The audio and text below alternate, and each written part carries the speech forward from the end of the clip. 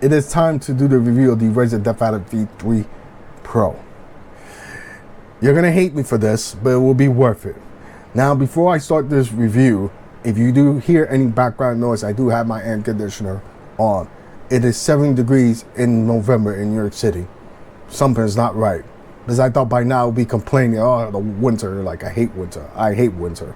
So let's continue going back to the topic before I put you guys to sleep. So, this is gonna be hard, but it's gonna be worth it. I love this shape better than the original DeathAdder. I do. And I had tried a lot of Razer DeathAdder mouse. In fact, my first Razer DeathAdder mouse was all the way back. That was only 1800 DPI, and the software was not that good. And also remember, it used to be glossy. That's how far back I have with the DeathAdder, and never was my main mouse, because as I explained it before in previous videos when I do the review of the DeathAdder, is that it doesn't feel comfortable for me. It doesn't feel right. And I didn't like that little bit bulk at the edge that sticks out, that makes me uncomfortable after a while.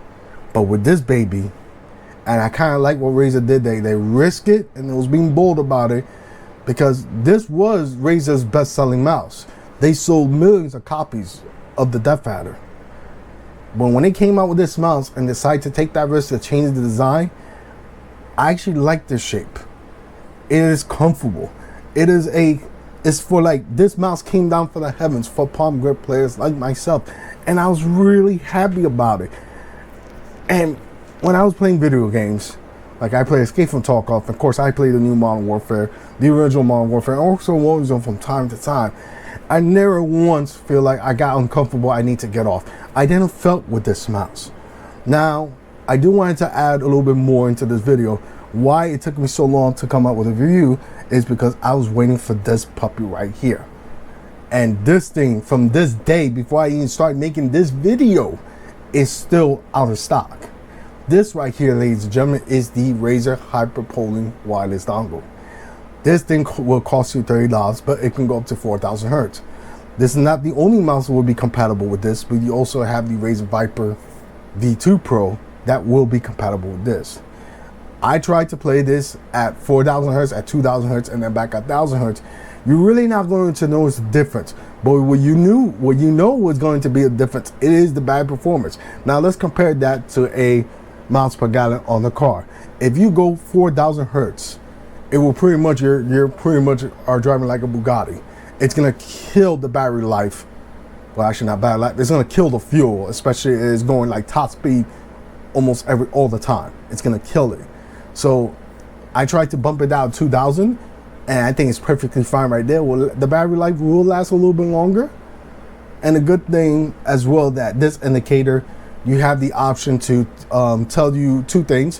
One of them tells you what's the status of the connection. Two, what you see right here, it gives you the indication of the battery life. So once it goes red, you can unplug it and plug it in. Now, I know you guys are gonna ask me, is it worth to go with this dongle? My answer is, your miles may vary. If you're somebody who still wants to play competitive, but is not too crazy about it, then I think you save yourself $30. You could spend that on something else.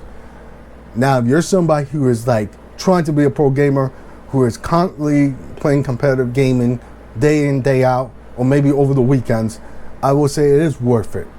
Just to remember, once you go at 4,000 hertz, it only is going to last you about 24 hours. Now, out of the box, it should last you about 90, but then again, how often are you going to be playing video games? How often? It really depends on that. So it's really hard for me to determine where the battery life is going to last you there. For me, there's sometimes I will play 1 or 2 games and then I charge it at 2,000 hertz. I always charge my mouse to this point, but at 4,000 hertz, you're going to have to continue constantly unplugging it in to charge it and then get ready again, because again, it only lasts about 24 hours. But honestly, I think you don't really need it. As I said, save that money up for something else. You'll be very happy with this mouse at 1,000 hertz. You will not be disappointed. Now, this is my main mouse. This has been my go-to mouse for 2 months. Now, you kind of want to ask yourself, if I'm gonna get something different. It really depends. There might be something good out there I may like. If Logitech comes out with like a G703 super light, I may look at it. Also, I was looking at the new XFI M8 mouse as well. But for now on, I am happy with this mouse. There is one thing that I do want to share, is that on this part of the mouse, it does get a little bit creaky every time I push it in, which it kind of sucks, but at the same time, after a while, it will go away, which is weird. But honestly, there's really nothing else for me to complain about this mouse. And that's it, ladies and gentlemen. This is my review of the Razer DeathAdder V3. I hope you guys liked this video. And any questions, you already know what to do. You can answer those questions down in the comment section. I will answer them as soon as possible. Depends on my schedule. Until then, ladies and gentlemen, I am signing off. Hasta mañana. Goodbye.